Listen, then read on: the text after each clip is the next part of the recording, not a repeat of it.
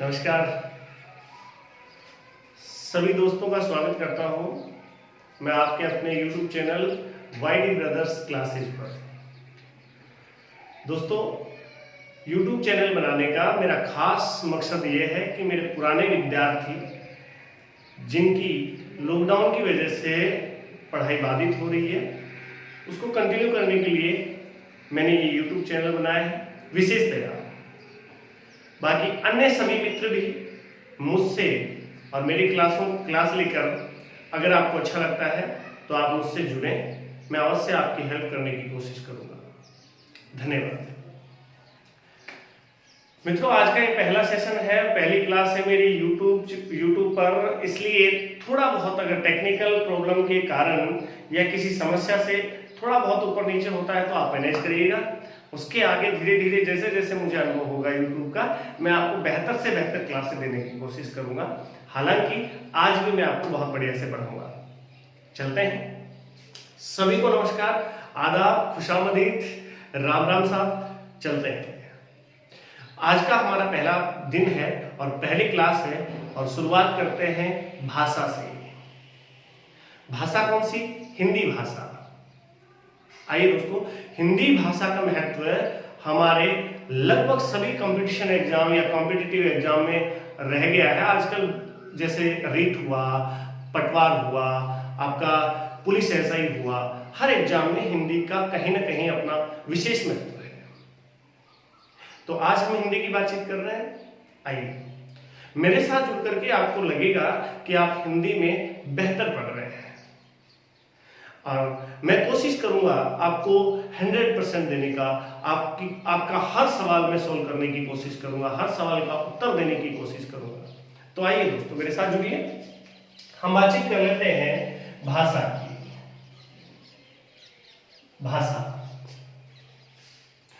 भाषा किसे कहते हैं?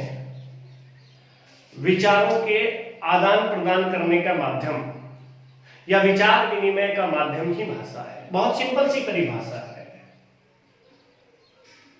विचार विनिमय का माध्यम ही भाषा कहलाता है। विचारों का आदान प्रदान करने का माध्यम ही भाषा है। ये दुनिया की तमाम भाषाओं में हिंदी भाषा अपना खास महत्व रखती है। ठीक है, आओ अब हम भाषाओं में भी किस भाषा की बात कर रहे हैं? हिंदी भाषा की बात कर रहे हैं। हिंदी भाषा की बातचीत कर रहे हैं। हिंदी भाषा को समझने के लिए हमें क्या पढ़ना आवश्यक है दोस्तों?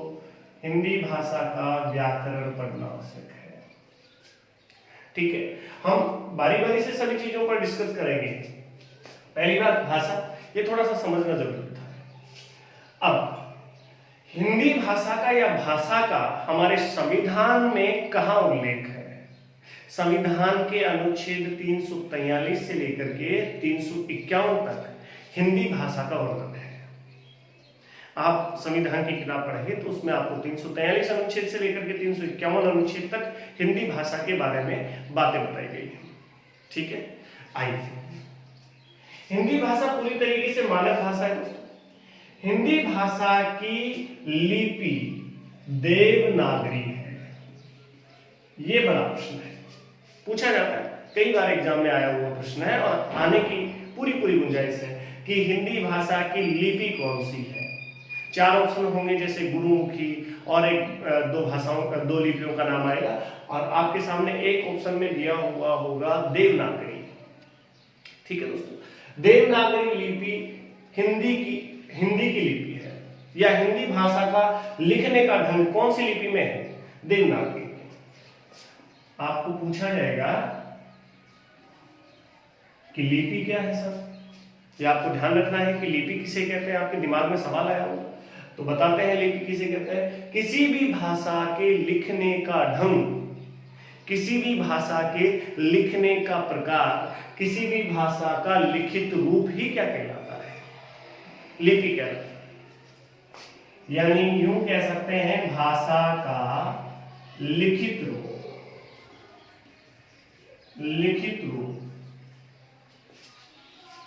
भाषा का लिखित रूप ही लिपि कहलाता है। अब हमारी भाषा का लिखित रूप क्या है? देवनागरी। देवनागरी लिपि में क्या लिखा जाता है? हिंदी। पूछा जाता है देवनागरी लिपि का उदय कहां से हुआ, तो कहना ब्राह्मी लिपि से। ब्राह्मी लिपि, ब्राह्मी यूं कह सकते हैं आप, ठीक है। ये बहुत ज्यादा अंदर की बातें आपसे नहीं पूछी जाएंगी, आपको यहां तक ध्यान रखना है कि हिंदी भाषा की लिपि देवनागरी लिपि है। और लिपि किसे कहते हैं, तो बताना है आपको कि भाषा का लिखित रूप लिपि कहलाता है। हिंदी की लिपि देवनागरी है। हिंदी दुनिया की तमाम भाषाओं में सर्वश्रेष्ठ भाषा है। और हिंदी को समझने के लिए हमें क्या समझना है दोस्तों? व्याकरण। अब व्याकरण की क्यों आवश्यकता पड़ी? व्याकरण को समझना है, तो आइए छोटी सी बात जोड़ देता हूं। व्याकरण समझने के लिए व्याकरण क्यों आवश्यक है, इस पर छोटी सी बात जोड़ देता हूं। दोस्तों व्याकरण इसलिए पढ़ा जाता है किसी भी भाषा का, क्योंकि व्याकरण पढ़ने के बाद हम शुद्ध लिखते हैं, शुद्ध बोलते हैं। शुद्ध बोलना, शुद्ध लिखना, शुद्ध बोलना और शुद्ध लिखना और शुद्ध बोलना, शुद्ध पढ़ना, ये सारी चीजें किस पर निर्भर करती हैं दोस्तों? किसी भी भाषा के व्याकरण को पढ़ने के बाद में आप शुद्ध लिखेंगे, शुद्ध बोलेंगे और शुद्ध ही पढ़ेंगे। और हिंदी का एक बड़ा फॉर्मूला बताता हूं दोस्तों, आप जैसा लिखेंगे वैसा ही पढ़ेंगे, वैसा ही बोलेंगे।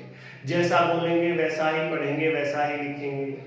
ध्यान रखिएगा, अगर आपको शुद्ध उच्चारण आता है तो शुद्ध लिख भी पाओगे, शुद्ध लिख सकते हो तो शुद्ध उच्चारण भी कर पाओगे, ठीक है। आइए आगे बढ़ते हैं। अब व्याकरण, क्योंकि किसी भी भाषा को जानने के लिए, किसी भी भाषा का शुद्ध रूप लिखने के लिए हमें व्याकरण की आवश्यकता होती है। और हिंदी के व्याकरण को हम 3 चरणों में समझ सकते हैं। एक वर्ड, दूसरा शब्द, तीसरा वाक्य। बहुत खास बातों में से एक है। इसको मैं कह सकता हूं वर्ण विचार, इसको शब्द विचार और इसको वाक्य विचार। पूरा का पूरा हिंदी व्याकरण वर्ण विचार, शब्द विचार, वाक्य विचार के अंतर्गत आ जाएगा। इसके बाहर व्याकरण नहीं बचेगा। अगर आपको ये तीनों बातें आती है तो हिंदी में व्याकरण का एक भी प्रश्न आपका गलत होने की संभावना नहीं है, ठीक है। आइए देखते हैं कैसे कैसे हमें पढ़ना है। तो सबसे पहले हम बातचीत करेंगे दोस्तों वर्णों। ये बहुत ही अच्छी बातों में से एक है। आइए देखते हैं वर्ण।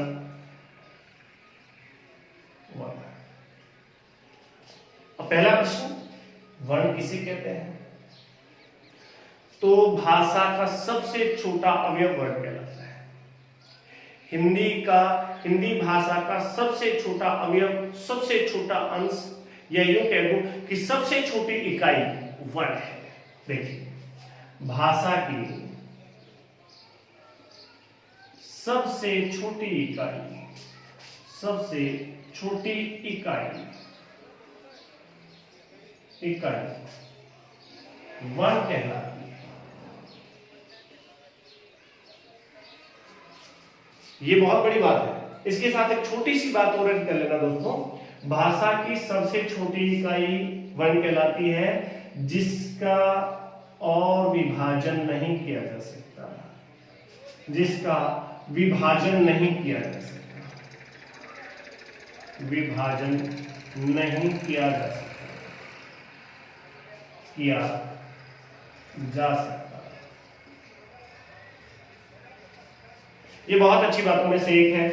यानी किसी भी भाषा का सबसे छोटा अंश, सबसे छोटी इकाई, जिसको और अधिक टुकड़ों में नहीं बांट सकते, ठीक है, और अधिक भागों में उसे विभाजित नहीं कर सकते, वो ही वर्ण कहलाती है।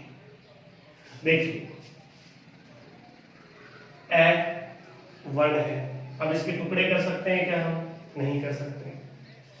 क ये भी वर्ण है, इसके टुकड़े कर सकते हैं क्या? नहीं कर सकते। ना ए के टुकड़े हो सकते, ना कै के टुकड़े हो सकते। पर कमल इसके टुकड़े हो सकते हैं, कै के हो सकते हैं, मैं के हो सकते हैं, यानी कै अलग हो सकता है, मैं अलग हो सकता है, लय अलग हो सकता है, तो इसके टुकड़े हो गए। तो वर्ण नहीं हो सकता, इसके नहीं कर सकते। ये वर्ण है, ये भी वर्ण है, इनके टुकड़े नहीं कर सकते। ये सबसे छोटी इकाई है। कै के बिना बताओ कमल लिखना संभव था क्या? कै के बिना कट्टा लिखना संभव था क्या? कै के बिना कारीगर लिखना संभव था क्या? नहीं लिखना संभव था। तो फिर कै जरूरी है अगर कारीगर लिखना है, कै जरूरी है अगर कमल लिखना है। ठीक है, तो मित्रों ध्यान रखना है आपको, सबसे छोटा वर्ण जो सबसे छोटी इकाई जो होती है भाषा की, वो वर्ण कहलाती है। ये बात समझ में आई होगी। अब वर्ण कितने प्रकार के होते हैं? हिंदी में वर्ण होते कितने, ये बड़ा प्रश्न है। लो नीचे देखते हैं। हिंदी में वर्णों की संख्या 44 होती है। हिंदी में, ये बात अच्छे से समझ लें आप, हिंदी में वर्णों की संख्या कितनी होती है दोस्तों? 44। हिंदी में वर्णों की संख्या 44 होती है। ये बड़ी बातों में से है। हिंदी में वर्णों की संख्या 44 होती है। ये 44 वर्ण है। किसी किताब में आपको 52 मिले, नहीं मानना है तो आपको केवल हिंदी में वर्ण 44 ही बताना। ठीक है, आइए 44 वर्णों को हम किस प्रकार से डिवाइड करके, किस प्रकार से बांट करके पढ़ते हैं देखते हैं। तो 44 वर्णों को हम दो भागों में बांट लेते हैं, दो भागों में। अब ये कहना है आपको कि वर्ण दो प्रकार के होते हैं। वर्ण कितने प्रकार के होते हैं? वर्ण दो प्रकार के होते हैं,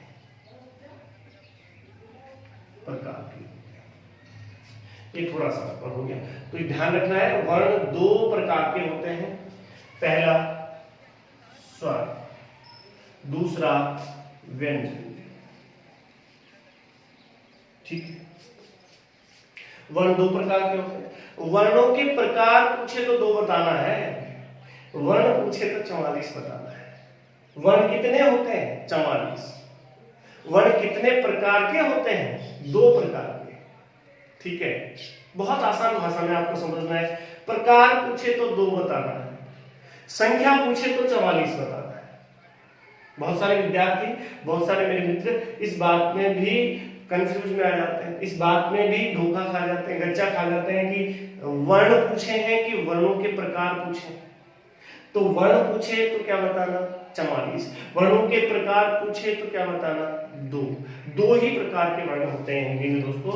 और पहला प्रकार है स्वर, दूसरा प्रकार है व्यंजन।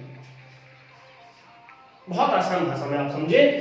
11 स्वर होते हैं और बच गए कितने? 33 व्यंजन होते हैं। 11 स्वर, 33 व्यंजन। ठीक है, अब 11 स्वरों को हम पढ़ें पहले या 33 व्यंजनों को पढ़ें? जो कम है उनको देख लेते हैं। आइए सबसे पहले हम 11 स्वरों की बातचीत करते हैं। एक बार यहां से मिटा दे रहा हूं दोस्तों, अगर किसी को स्क्रीनशॉट लेना है स्क्रीनशॉट ले लें, फिर आगे बढ़ते हैं।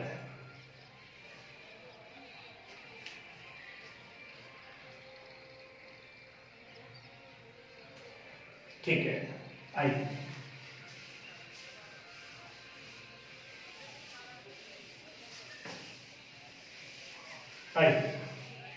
अब स्वर पढ़ते हैं।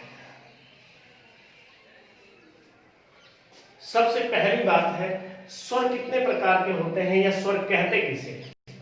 तो स्वर की परिभाषा सुनिएगा कि वे वर्ण जिनके उच्चारण में अन्य वर्णों की सहायता नहीं ली जाती या नहीं होती है। ध्यान रखें, वे वर्ण जिनके उच्चारण में अन्य वर्णों की सहायता नहीं होती, उन वर्णों को क्या कहते हैं? स्वर कहते हैं। मैं समझा रहा हूं आपको। वे वर्ण क्या कहलाते हैं? स्वर कहलाते हैं। देखिए, जैसे ए के उच्चारण करने में, ए को बोलते समय हमें किसी दूसरे वर्ण की आवश्यकता होती है क्या? नहीं होती। ए में कोई और चाहिए क्या? क्या चाहिए क्या ए को बोलने के लिए? नहीं ना। ए को बोलने के लिए मैं चाहिए क्या? नहीं, आवश्यकता ही नहीं है। ए को बोलने के लिए क्षेत्र कुछ भी बोलना जरूरी है क्या? ए को बोलने के लिए द की आवश्यकता होती है क्या? नहीं। तो दोस्तों, ये स्वतंत्र रूप से बोला जा सकता है। इसकी दूसरी छोटी परिभाषा अगर आप याद रखें कि स्वतंत्र रूप से उच्चारित होने वाले वर्ण स्वर कहलाते हैं। जैसे ए, आ, इसके उच्चारण में भी किसी की आवश्यकता नहीं होती। ई,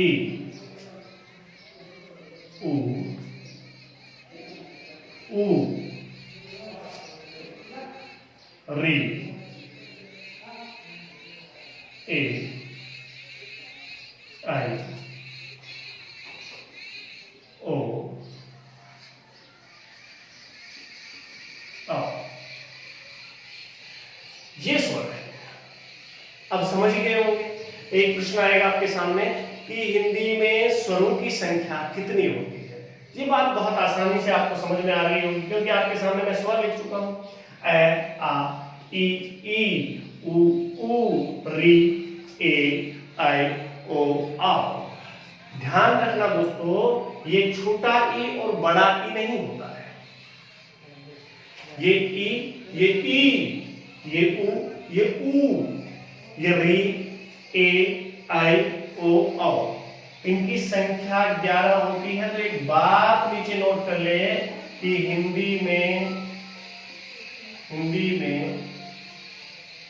स्वर, या यूं लिख लें, स्वरों की संख्या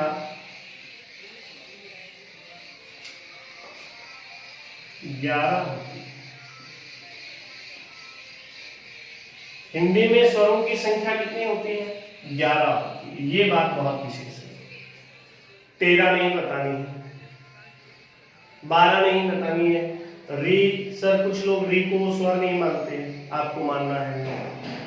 नहीं, री स्वर है। री आएगा, कहां आएगा? ऊ के बाद आएगा। ए से पहले आएगा, ऊ के बाद में आएगा। तो ये आपको बहुत अच्छे से ध्यान रखना है कि हिंदी में स्वरों की संख्या 11 होती है और ए, आ, ई, ऊ, री, ए, आई, ओ, औ, ये 11 स्वर होते हैं। बहुत बढ़िया से आपको समझ रहा है। 11 स्वरों को हम पहले लेते हैं और 11 स्वरों को हम बांट लेते हैं। देखिए, ये क्या है? स्वर है। 11 स्वर कितने प्रकार के होते हैं सर? उसके लिए एक बात आपको ध्यान रखनी है कि स्वरों के निम्न प्रकार होते हैं। तो आप यहां पर लिख सकते हैं स्वर के प्रकार। स्वर के प्रकार कितने होते हैं? तो देखिए आपके सामने, पहला ह्रस्व स्वर, ह्रस्व स्वर। दूसरा दीर्घ स्वर। अब ह्रस्व स्वर को क्या कहता है सर? मूल स्वर। और इस मूल स्वर को और भी क्या कुछ कहते हैं क्या? हाँ कहते हैं, ह्रस्व स्वर, मूल स्वर या लघु स्वर। आप इतनी सारी बातें ध्यान रखेंगे दोस्तों। ह्रस्व स्वर भी कहा जाता है, मूल स्वर भी कहा जाता है और लघु स्वर भी कहा जाता है। यहां पर आपको ध्यान रखना है। दूसरा जो प्रकार है दीर्घ स्वर, या दीर्घ स्वर को ही कहते हैं गुरु स्वर। ये बहुत काम की बात है, दीर्घ स्वर या गुरु स्वर। अब दीर्घ स्वर है वो व्याकरणिक रूप है, ये गुरु स्वर है ये साहित्यिक रूप है। ध्यान रखना, गुरु स्वर हिंदी के बड़े या दीर्घ स्वरों को साहित्य में कहा जाता है, ठीक है। और उसका साइन भी आप जानते हैं दोस्तों, इसका लघु स्वर का और गुरु स्वर का साइन भी आप जानते होंगे। लघु स्वर का साइन ये होता है और गुरु स्वर का साइन ये होता है, सभी जानते होंगे आप। चलिए इन पर भी हम डिस्कस करेंगे आगे, लेकिन हाल फिलहाल हम देखते हैं कि स्वरों की संख्या 11 होती है। स्वर दो प्रकार के होते हैं, ईश्वर स्वर या मूल स्वर या फिर लघु स्वर, दीर्घ स्वर या गुरु स्वर। अब एक बार पूरा रिवीजन कर लेते हैं, एक सेकंड में जल्दी। वे वर्ण जिनके उच्चारण में अन्य वर्णों की सहायता नहीं ली जाती स्वर कहलाते हैं। स्वर 11 होते हैं, ए आ ई उ री ए ऐ ओ औ। हिंदी में स्वरों की संख्या 11 होती है और स्वरों के दो प्रकार होते हैं। देखो वर्णों के दो प्रकार थे, अब स्वरों के दो प्रकार, ऋश्व स्वर, मूल स्वर, लघु स्वर, इसी का नाम है। दीर्घ स्वर और गुरु स्वर एक को ही कहते हैं। अब देखते हैं कि ऋश्व स्वर कौन कौन से हैं, दीर्घ स्वर कौन कौन से हैं और गुरु स्वर कौन कौन से हैं। सबसे पहले हम ऋश्व स्वर, मूल स्वर या लघु स्वर की बातचीत कर रहे हैं। तो देखिएगा, ऋश्व स्वर के लिए आपको स्वरों का प्रारंभ करना है ए, ई, उ और री। सवाल ये नहीं पूछा जाता, सवाल ये पूछा जाता है कि मूल स्वरों की संख्या कितनी है, या हिंदी में मूल स्वर कौन कौन से हैं, हिंदी में मूल स्वर कितने होते हैं, ये सवाल आता है। तो आपको बताना है दोस्तों, हिंदी में मूल स्वरों की संख्या कितनी है, 4, ए ई उ री, ए ई उ री, ठीक है, कोई दिक्कत नहीं। आइए अब आपको थोड़ा सा दिमाग लगाना है, आपको रटना नहीं है, दिमाग लगाना है। कैसे देखना, ए लिख दिया, आ छोड़ दिया, ई लिख दिया, ई छोड़ दिया, उ लिख दिया, ऊ छोड़ दिया, फिर री लिख दिया। हमें बताने कितने हैं, 4 बताने। तो जहां 4 अपने कंप्लीट हो जाते हैं वहां रुक जाता है। ये क्या है, इनको ऋश्व स्वर कहते हैं, इनको मूल स्वर कहते हैं, इनको ही लघु स्वर कहते हैं, ठीक है। ए ई उ री। अच्छा, सवाल बनने का तरीका देखिए, हिंदी में सवाल किस तरीके से बनते हैं। आइए मैं ऊपर इसको एक बार यहां से मिटा दे रहा हूं, यहां पर एक सवाल लिख करके आपको बता देता हूं। देखना, सवाल आपका क्वेश्चन आ गया साहब ये कि निम्न में से मूल स्वर नहीं है। आजकल ये नहीं है वाला प्रश्न बहुत ज्यादा आता है। 4 ऑप्शन होंगे आपके सामने, 4 विकल्प होंगे, निम्न में से मूल स्वर नहीं है। पहला विकल्प आपके सामने आ गया ए, दूसरा विकल्प आपके सामने आ गया ई, तीसरा विकल्प आपके सामने आ गया री, चौथा विकल्प आपके सामने आ गया ए। और आप सोचेंगे ए ठीक है, ई ठीक है, ए भी ठीक है। आप सोचेंगे कि ये री, इसका मामला कुछ उलझा हुआ है, इसलिए री हो सकता है। नहीं, री है, ये तो मूल स्वर है दोस्तों, ये तो ऋश्व स्वर है, ये तो लघु स्वर है। पहला भी री भी है, ई भी है, ए भी है, क्या नहीं है, ए नहीं, ठीक है, मिटा देते हैं। तो आपको ध्यान रखना है, आपका सही उत्तर क्या होगा दोस्तों, ए, ठीक है। इस प्रकार के सवाल बनेंगे, आपको आंसर देने में कोई दिक्कत नहीं होगी। अच्छा, फिर आपसे पूछा जाता है कि दीर्घ स्वर कितने होते हैं, जो बच गए, कितने बच गए, 7 बच गए। 7 के साथ क्या होते हैं, दीर्घ स्वर होते हैं। आइए कौन कौन से, आ बच गया, ई बच गया, उ बच गया, ए बच गया, ए बच गया, औ बच गया और औ बच गया। ये 1 2 3 4 5 6 7, आ ई उ ए ऐ ओ औ, ये 7 दीर्घ स्वर है।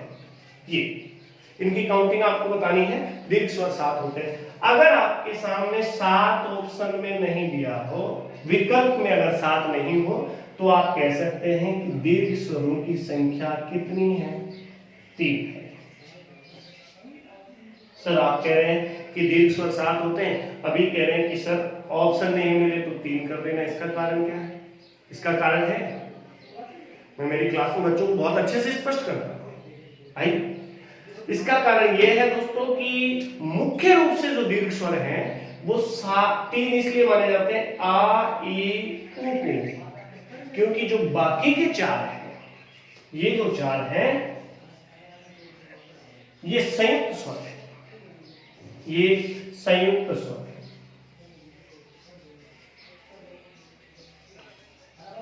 संयुक्त स्वर ए आई ओ औ, ये संयुक्त स्वर है।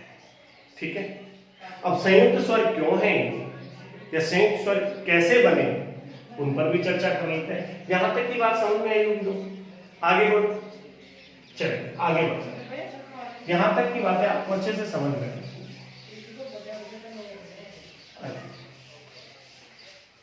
हमने कहा कि संयुक्त स्वर 4 है, संयुक्त स्वर 4